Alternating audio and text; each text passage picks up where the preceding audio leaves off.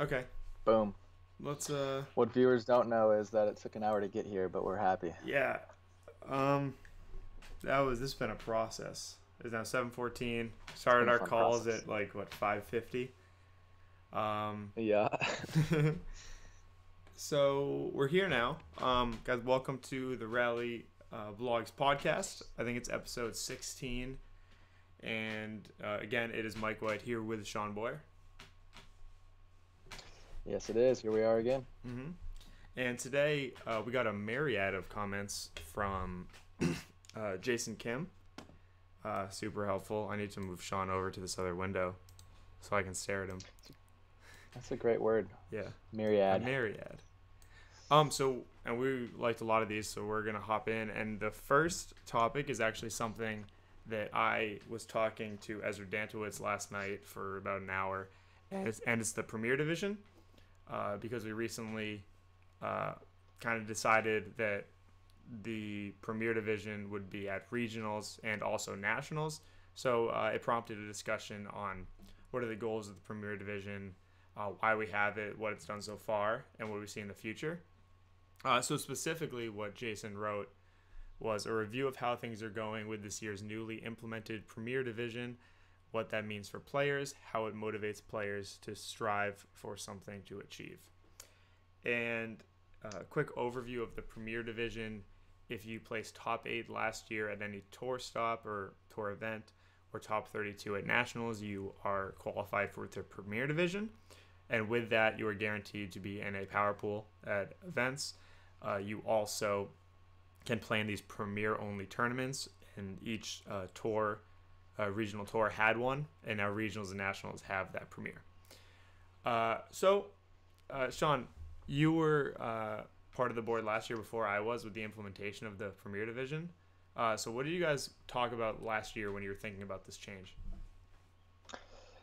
Yeah, it kind of evolved out of two main reasons. The first being to get a separation of uh, level of play. So it's not having these premier level teams always beating the same advanced level teams or division teams, giving them their own space to go have really competitive pool play games, and then their own bracket to battle it out. And it also makes it more fun for advanced teams to not only get a chance to prove themselves outside of these really top level teams.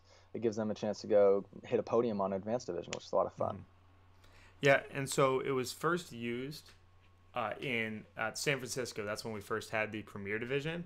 And what's funny is going into that is it was an amazing tournament. The top 5 teams were all there. In the Premier Division, they did the double elimination, but a lot of eyes were also on the Advanced Division and the 40 something teams in there because those top 3 teams qualified, and those teams that qualified are teams that maybe had a shot at top 8, but really would finish top 16, top 32 if the divisions were mixed.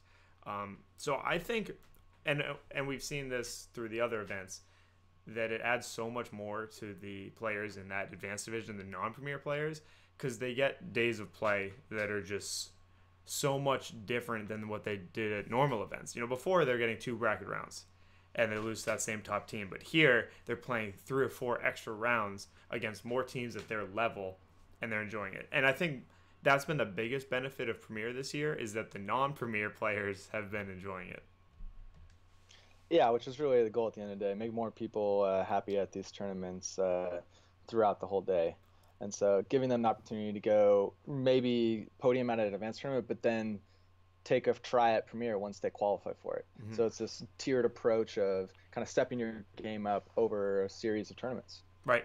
And also, I've been thinking that eventually, when more teams qualify for Premier, I see the end goal would be that there are teams that are qualified for Premier, and they all want to play Premier. They're happy with the quality of play there, and there are also teams in that are Premier, but realize that they don't really want to play with those Premier teams, and that they'd rather have more fun in the Advanced Division, so that it becomes more of a natural split. You have the everyone that isn't Premier is like okay not being Premier and like realizes they're not, and then you have those in Premier that are, happy where they are in Premier, and then you have some in between that are like, I'm Premier, but I think I belong in the advanced division. I have more fun here. And it also goes hand in hand with players' goals, because if you want to be the best, you want to play in Premier. But if you're just going to these events to have fun, you might rather play in the advanced division and play 10 more games. Yeah, you hope that a team like knows their place and doesn't play down per se. If you're in a premier team and you're playing down in advance because you just want to win tourney, but I think you're right. It is leveling out in the sense that people have set their goals, and maybe you could win advance a lot of the time, but you really want to start hitting the threshold of premier, so you're playing up and you're getting better, and that's what we want. Yep. But a problem that came, and we saw at Summer Spike, was that when there's more than 16 teams, it's hard to run double elimination. And so we planned on not doing double eliminations, but the players didn't like that because without double elimination, Premier just seems like advanced, but there aren't the first two rounds. They just start at round of 16 if there is no double elimination. But on top of that, with the single elimination, we were giving a longer pool play and every round best of 3 to 21. So there are some small benefits, but I think going forward, we kind of need to level out the double elimination aspect, I think, because I think that's what would really separate the divisions even more. It's the real benefit. Yeah, so it sounds like you're in favor of double elimination at most tournaments, at least for Premier Division. Mm-hmm. Well, I realize that it's not feasible, but I think we need to work to make it feasible, because I think without that, being Premier isn't as much of a benefit. Yeah. And yeah. One thing they did do at Summer Spike as well was they started it in the quarters, and I think it was the quarters. It might have been one round before or after, but it's that like segmented approach of getting the best of both worlds, and I do like that. I do think in game like Spikeball, where it can come down to one air here or there that separates two teams, the more games teams get to play, the more likely we're to have the best team win, if you follow. Yep. So yeah, I'm a fan of double M, but we still need to figure it out just finishing before it gets dark. Yeah, and I realized thinking about regionals, I think the West is the only region that could potentially have more than 16 Premier teams. So in 3 out of 4 of the regions, it's not really an issue. Because really it's above round of 16, because with double elimination, going from 16 to 18 teams adds 2 rounds, because you have to have the round before that top 16, and then you have another round in the losers bracket. And that can add a lot of time, but I think we should make it a priority to try to figure out how we can get best of both worlds and bring that double elimination. Another problem on top of that is that those top-level players don't like playing shorter games, because if you lose in a game to 21, you don't feel like you lost, or sometimes you don't feel like you win. But I think we got to get over that. And I think we got to realize that no matter what, a game's a game. And, so this is what happens. We wait on winner's bracket. Like, usually you say, double elim takes a long time because you have to wait for the loser's bracket. We're already waiting for the winner's bracket. The winner's bracket, as it is, takes 5-6 hours. So the loser's bracket has to be short. The winner's bracket in this round, it could be, if it's best of 3 to 21, it could be just 2 games to 21. So the loser's bracket has to be 2 games to 21. Because we're not waiting on the losers, we're waiting on the winners already. So we had to do 1 game to 21. Kind of sucks, because that's like a really quick game.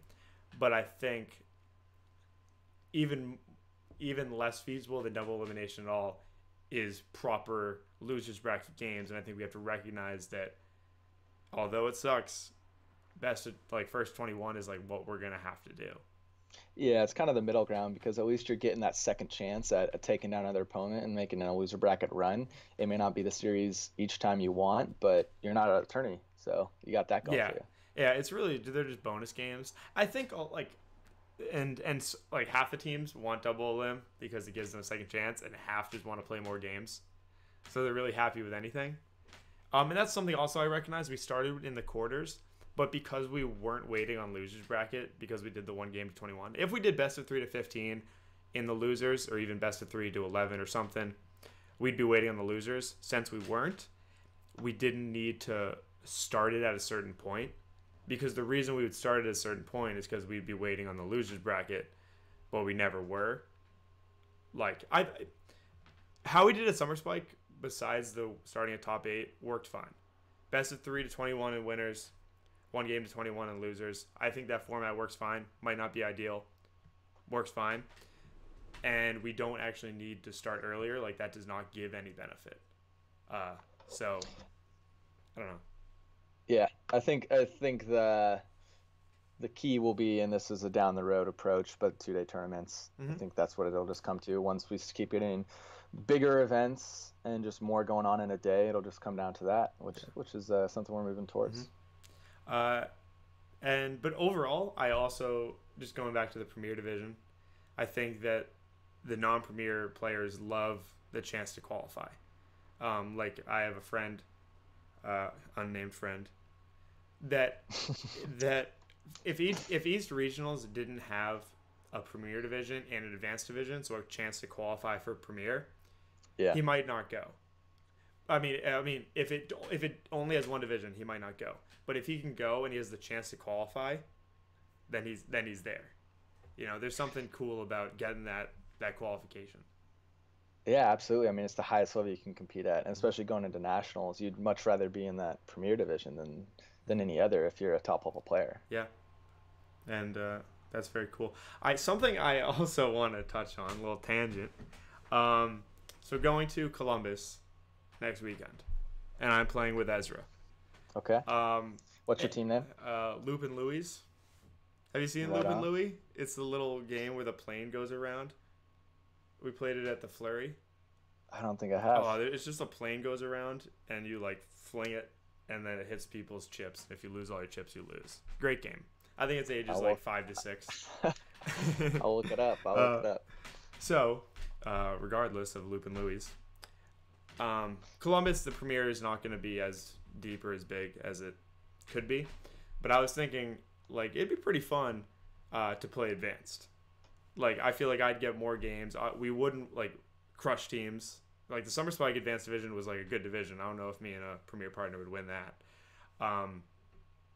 And so I thought that would be fun, like, to do that. And not play Premier, play Advanced, have a good time, do some dumb stuff, not be as stressed. But Yep.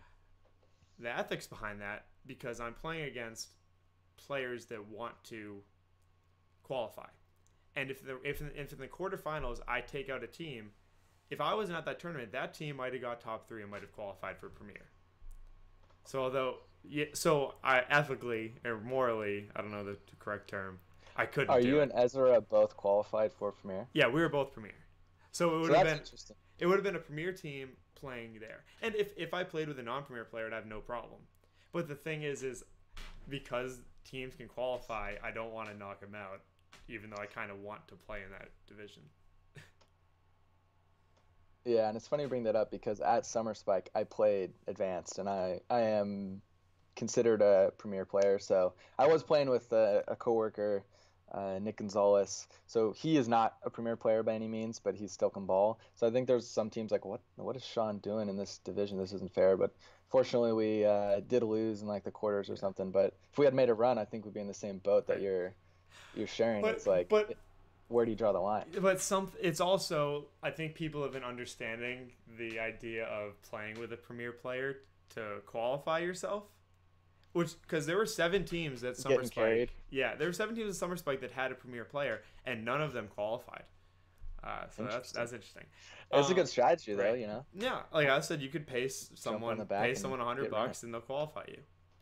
Yeah, I'm sure you could probably pay like Devin Matson. Give him $100 and say, hey, come to Columbus, play Advanced with me. I need to get top 3. I'm sure someone would do it. Slide right in. Yeah, but so that's a problem. People are trying to qualify, and all right, going off of that, how about Dylan Fogarty playing in the intermediate division? Did they end up winning it? They won. Okay, so in their defense, they did have hard games. They said they went 3 games in a couple series, went extras and stuff. But a couple people messaged me and they were not happy about that because it's the same thing. It's like Dylan has won how many tour stops last year and he's playing intermediate. Yeah, I mean, he only knows his specific reasons. I heard he's a little injured, so he's playing a little slower than usual, whatever they may be, though. Yeah. But if they had tough games, they had tough games. Yeah, that's the thing. I think if they had less tough games, it would have been a little worse. Well, my thought was like they're a team, and one of their partners will not have fun in the advanced division, and it's not just losing. It's just sometimes playing spike ball cannot be fun if you're just like playing against people that are too good. It's not even the losing. It's just it's not fun. Yeah. Or even playing with Dylan and like maybe if she was playing with Molly, clearly Dylan like is like working hard, and if Molly doesn't feel as good and feels like Dylan would want to win advanced, it's not a problem. Also a mental thing. I think if you play advanced, it's that inherent I want to compete, and when you're playing intermediate, obviously you want to compete, but it seems less serious. Again, I haven't played intermediate, so I'm not sure. But Yeah, I think this is something that if the problem were to get bigger down the road and teams are playing down or it's feeling unfair, then it's something that would be talked about. But I think at the end of the day, I'm just stoked with we've come so far since last year and definitely the years before that with the amount of divisions we offer at tournaments, which is really giving people a better level of play. But one point that was on our list to talk about was high school and college sports. How do you think the spread of that ties right. into just this delineation of all these divisions? My first thought with that is that age is not really a factor in Roundnet. So like high school and college could get interesting because there could be some high schoolers like the Models last year that would just be like and some guys from I don't know how to say it, from North Carolina, the Unicorn Rampage guys, and Revelation. Those are all amazing high school spike ballers, just as good as college spike ballers, or better than college spike ballers, better than out of college spike ballers. And I think with our small sample size, it'll be tough for a little bit for there to be good competition, because I even know in college, like some of the colleges, it's just I guess we just have to have divisions, because some of the colleges, some of the high schools aren't as even, so you would need to have divisions, but with our lower numbers we can't really have divisions. What I'm trying to say is the skills are very, very different in Roundnet. Yeah, big spectrum So of play. Do you think it'll have to be presented at the Spike Bowl hosted sanctioned events as separate divisions before it were to ever be like a local school sport or something along those lines? What I think more, going back to like last year, is that as of now, I think high school and college should be treated more as kind of clubs where they train together, and just there might not even be. I mean, there are specific. We're having college spike ball events, but I'm thinking more of that's not really the goal. It's more of this is our club. We're training together. All three of us are going to this tournament, and we all hope to do well. It's like you as an individual, part of a group. I just think like with the numbers we are at right now and how kind of spread out it is, I think that's more of the mental approach that players should take. But of course, I'm all for these head-to-head matches that I've seen people do, where they go meet up and they play their best team and then their second best teams and their third best teams, and they do their own point system. And I'm all for that, but I think more of the mental aspect should be the team-based. Yeah. Yeah, I hear what you're saying. Well, it was cool though. I really liked. I know you went to it, but I watched from afar the college nationals. I thought it just made me want to be back in college and competing with like my buddies for the title. That's pretty cool. Yeah, that was good. It was cool because there was like Clemson was a good location, because so many teams I talked to said, hey, like I said, asked where they're from, and they said, oh, we go to this school. It's about like half hour from here, and there's probably like 5 of those. So being at that location at Clemson, we got like a chunk of spike ballers from like just this vicinity that you wouldn't have gotten if you got it elsewhere. And I'm sure there are other locations that would have that, but that was cool. But also, so there we just did a regular bracket. There was a point system, so your school's top 3 teams got you points to win for your school. But overall, it was still just a bracket. Got it. And so when teams go to that, it's more of just, okay, we all trained for this. Let's hope our teams do well in bracket. Like, it's not as much like of a team thing on the day. It's a team thing before. It's about training together and then performing individually. Because that's how Spikeball is. It's hard to compete as a team in Spikeball. It's 2-on-2. Yeah. Yeah. But I also didn't play. Sense. I also didn't play tennis and other sports like that, so I'm not really sure how those work that much. That's true. And to segue even one deeper, I think everyone can agree we need to figure a way to make Spec more a spectator sport before it would ever reach a level of like a college sport. Yep. So what can we do? Besides just change the rules, the net? It has to go deeper than that, whether it's sponsorships or whatever it may be. Yeah. I feel like I just keep talking a lot. But I'll take this one. I've just been kind of tossing questions at you. No, but I can say my initial thought is that I mean, some people find some Spikeball boring, but I think if you know the game, you can appreciate it, and even more so if you are rooting for a team. Like, a game could be boring and seem boring if you don't care who wins and you're just watching. But when you have stake, every missed touch and everything, every break, it's like at a hockey game where the team gets like an almost breakaway and everyone's like, like, when you're rooting for some team, that happens, and you feel that way through the entire game, and you feel emotion with them. So I think, although I do want the game to be more visually appealing, I think it's more about getting people to care and to root for teams. I think that's a great point on that, just because if you look at other sports, that's kind of where it starts. It starts with this fan devotion to whether it's a club or a brand or a choose beach volleyball team that just has their friends and family come out. Kind of build their reputation. So it's almost it needs to start at a team level of getting that affinity from friends, family, eventually strangers, for what you represent, and having them come out and cheer for you. Yeah, like, obviously this is not how it works currently, but at the Chicago Grand Slam, there are probably going to be, maybe 30 teams from the Chicago area, maybe more. And theoretically, they should all be rooting for Impact and Chaos. But, the growth is not that big, so they're not aware of them. But you get to that point where everyone like has a group rooting for them, and and they're just become fan bases. Like, I think the sport works, and if you appreciate the sport, I see this also with other games that are like very, very intense and just have a lot of rules and just hard to watch. But once you start watching them, like, I think a lot of people will talk about soccer this way, where like, some people say, no one ever scores. But I'm sure to soccer fans, it's very intense, every minute counts. Yep. So I think we just got to keep growing with the numbers, and I think the spectators will come. I don't think we're at a lack of spectators per player, if you know what I'm saying. No, that's fair. Like, if you take Ultimate, for example, since it's like 10, 20 aside, if they have 2 people come out for each person, it's all relative. And so I do think we have a good fan base.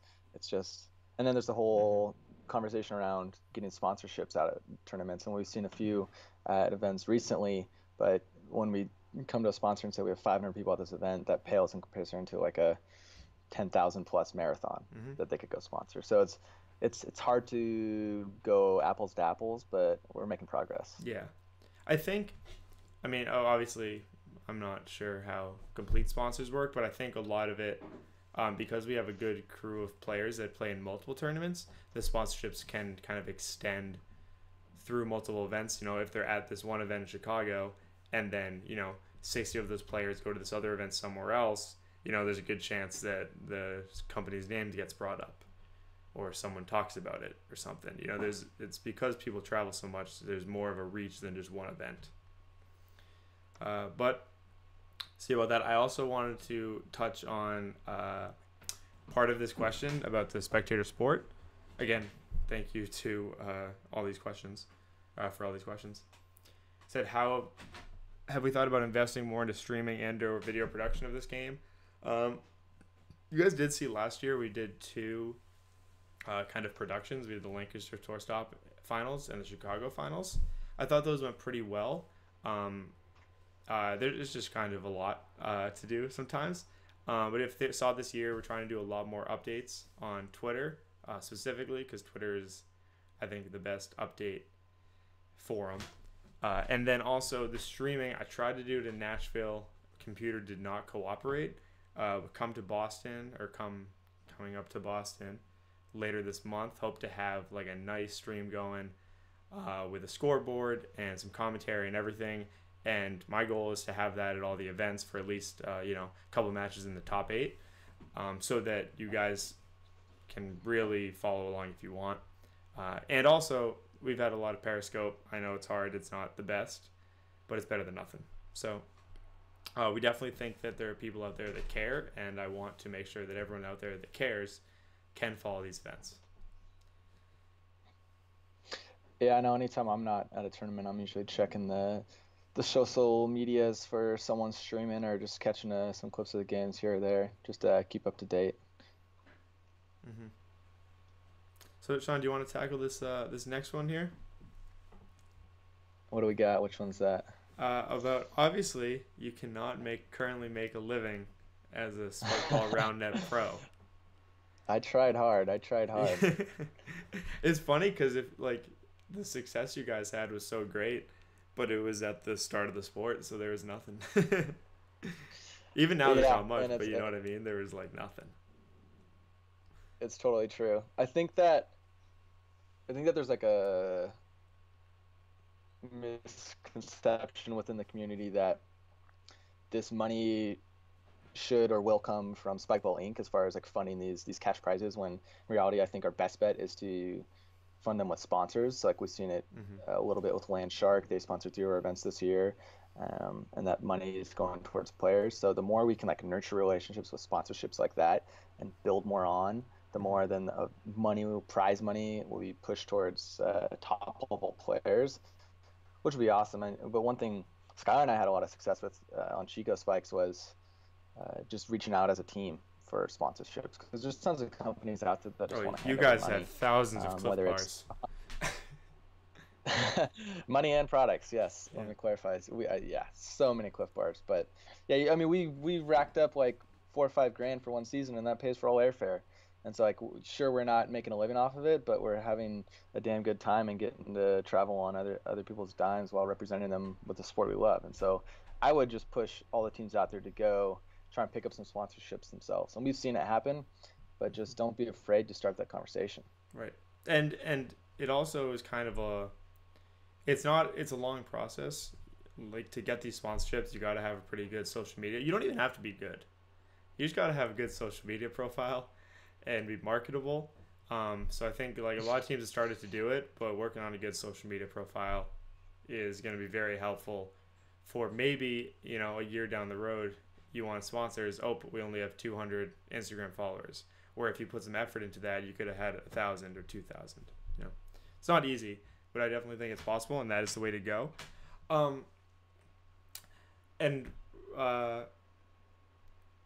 Another thought is that in something we could start to do would be to have the prize money be directly related to entrants.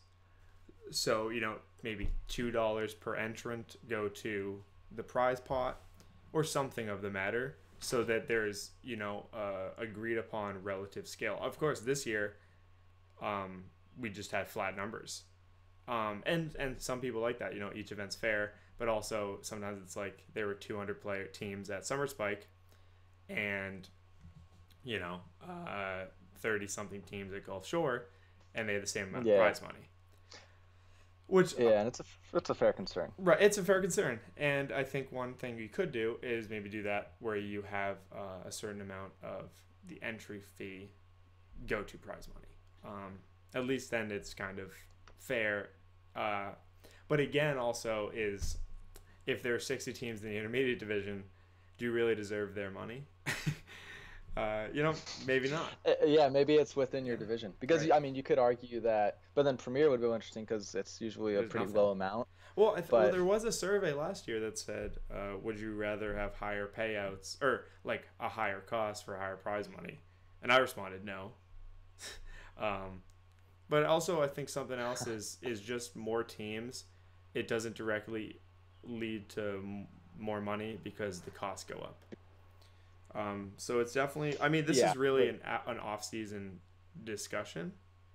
Um, but I think there are a lot of things we could do, and I think the sponsor route is huge. yeah, I think the wheels are constantly turning. I know Jack Scotty, who heads up USA Spikeball, it's constantly on his mind. So it's something we're improving. I think a lot of people forget how young the sport is. They would love to see that success and that money pile up so soon. I would have loved to see Chico Spikes. We're just not there yet. Yep. You know, we're 3, 4 years in, and we want to be a grown-up sport, but we got a long ways to go. And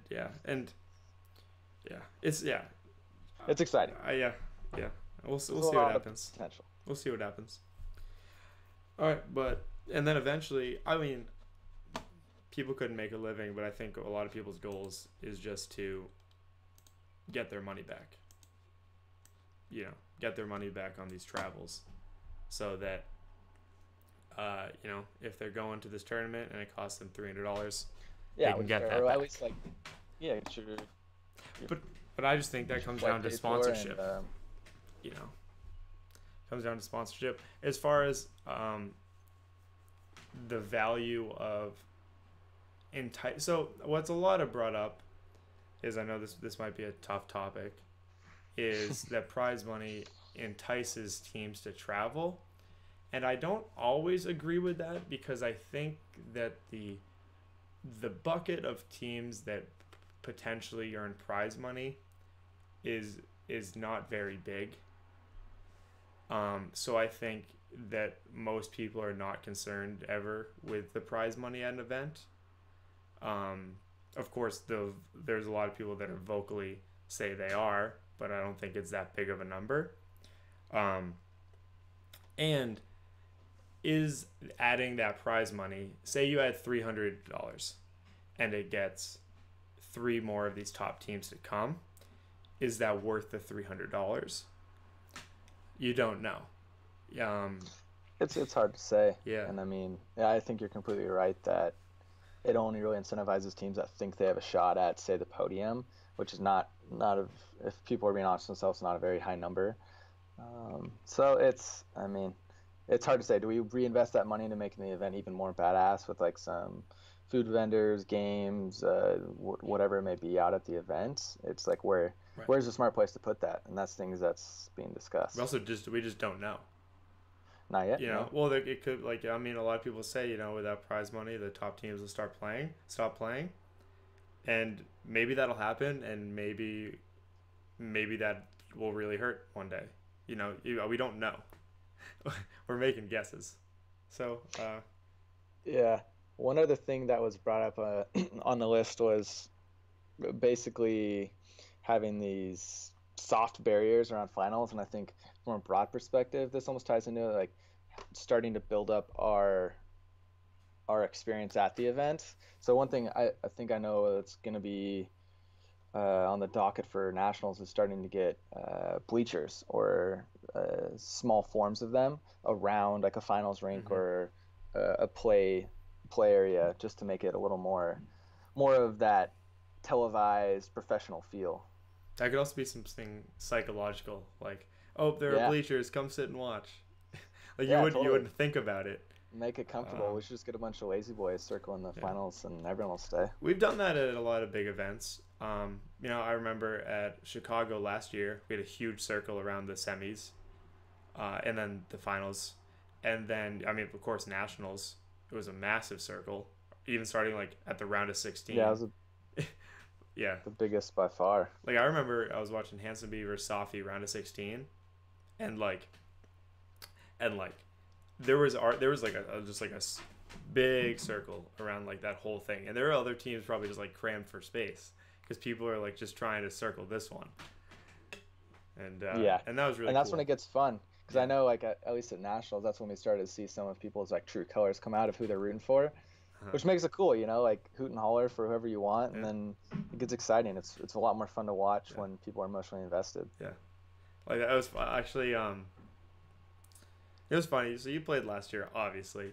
You know that no one really ever rooted for vengeance. No one ever rooted for vengeance. And then come Nashville, like in the finals, it's Impact versus Point Loma, and everyone's rooting for Impact. And it was just it caught me so off guard because Chris Hornacek's probably just like, what is this going? What is going on? I've never felt this Yeah, before. yeah, because Yeah, I they think were definitely the notorious bad boys. yeah, and it's funny this year. It's a little different. I'm sure. I mean, some people feel that way because they've taken a lot of tournaments. But it's funny that Point Loma this year's been like the underdog and like the just the team that comes in. Everyone's like, oh, they're good. Dang it. You like, I think people like underestimated them for a long time, and then they did well. Yeah. And I think some people are still negatively against that. Just maybe even if it's just like subconsciously, it's like, oh, damn, where'd New this team kids on come the from? scene. Yeah. You gotta another Um, team you gotta beat. but I also wasn't rooting for them, but that's just because I like Impact. But yeah, There you go. it's There funny. your loyalties Yeah, lie. I do remember it was funny. I was just sitting there doing the Periscope, and I think I don't mean to do it, but I'm sure like when Point Loma would make a call, I would just be like, oh, But Impact would make a call, and I'd be like, yeah, like I don't mean to do it. It's just how it works. And I think it happened to me last year Periscoping the Nationals finals. Because like getting late into the game, I was clearly rooting for you guys, and someone commented like, "Oh, commentary bias." Huh? I'm like, "Yep, definitely." Like, I love uh, it. I was like, It sounds like every fan watching a sporting event is yeah, biased towards their team. I yeah, love it. it just happens. It just you see even like broadcasters that are good at it, but sometimes it just happens. Totally. Yeah, it Uh, slips in there. yeah, Can't help it. yeah. So that was cool, and I'm really excited for just nationals especially. So it's a great day. Everyone loving Oh, it's gonna be the epic. events. Yeah. Should we end with a hot take? And with a hot take, or should we end with our hot news? Well, I'll give the hot news and you give a hot take on it. How about that? Okay. Okay. So, hot news. We did just find out before this call that Skylar Bowles, previous member of Chico Spikes, will be teaming up with Buddy Hammond of the Hampton Beavers for regionals and nationals. So Mm-hmm. they are, I think, I don't need to give them too much backup here. They speak for themselves that they're going to be a Mm-hmm. real good team, and Yep. their chemistry together is probably not as much as some of these other teams, but they got the skills to go far. Yeah. How do you think they'll do? Are they going to come out of the gate swinging? Are they going to go out in the round of 16 to nationals, or where do you put them? I want to say that I think seeing this is just a move that you recognize is clearly for victory, not for winning, but it's not. It's a move that's made out of just that desire. I think that desire to win and do well. So I think that we'll see something that we might not have seen from these two. I mean, for a little bit, like Buddy playing for the Beavers at West Regionals last year, they didn't seem that into it, and I Yeah. really haven't seen him play that much this year. But I think with Skylar and Buddy, they're both just going to be very into it, and that's why I think they're just going to come out flying. And they played one tournament last year, did well, beat Strange, but that was of course in like March. On how well they'll do, I don't know. I mean, at West Regionals, the key is I don't think they will lose to anyone that's not Stranger 2 guys. And I don't know. This year, Skylar's lost to Strange. He's lost to two guys. Obviously, it was with Ian, but it's hard. I mean, what do you think? I fully agree. It is hard, but it's fun to just kind of speculate because I don't know. I know both their play styles and just their personalities so well. I think the trick for them will be keeping their heads in the game and not like getting a little too irritated at each other because they're such good players that they expect such good results. Mm-hmm. So they just got to have fun, but at the same time, like do what they know they can do. Yeah. And it's going to be great to watch them go up against teams like Strange and Chiswick Showalter who've been competing all year together. Yeah. It's heavy hitters, and Yeah. it could go two ways. I think I will know how far they're going to go after like pool play at regionals or nationals. Mm-hmm. Get a real good sense of how they're clicking. I think nationals, it'll be much better for them, but also, so a problem. I don't know how this actually works, but nationals comes with a lot of unfamiliarity, and how well are Yep. those two going to do with unfamiliarity? That's the probably the biggest test at nationals. Not even like who's the better team, it's who has these tricks that can earn them a couple breaks because the other player is not familiar with it. Yeah, exactly. And I think they will deal with that pretty well, but it's not really a guarantee, you know. Uh, Honestly, I really I don't want to say anything because like I'm still skeptical because obviously Strange and Two Guys are like the 2 and 3 right now, so I can't be coming in here and saying, "Yep, they're beating them," you know. Yeah, no, they've been. It's regionals. I think it's going to be very telling to the type of game they'll bring, but it's going to be fun to watch. But the real take right here is: are they the 4, 5, or 6? See, yeah, Uh, I would. I mean, I would argue that they're uh, fighting for a possible 3 spot. yeah, yeah, So, if anything, they're 4, at least in my mind. I mean, yeah, but there's a lot. There's a lot in the air. yeah. We could see another team that Point Loma could take it all, just like That's Two the Guys thing. did last year, kind of Yeah. dark horse in it. Okay. That's the fun Yeah. of nationals. Yeah. Guys, it is 8 o'clock I right ended up now, hearing. and I was supposed to play Spikeball at 8 o'clock, so I am gonna end this. So, guys, thanks for listening. Hopefully, this has the video version, and you are watching it also. And I'm gonna go play some Spikeball. Love it. Who are you Yeah. playing with? We got Bice, Alex Harris, and who's our fourth? Nick Sant. Getting some That's a good spicy. crew. Yeah. You got to get ready for that advanced division. Oh my God. I know. I know. All right. Well, guys, thanks for listening. Thanks for watching. We'll be back soon. Later. See ya.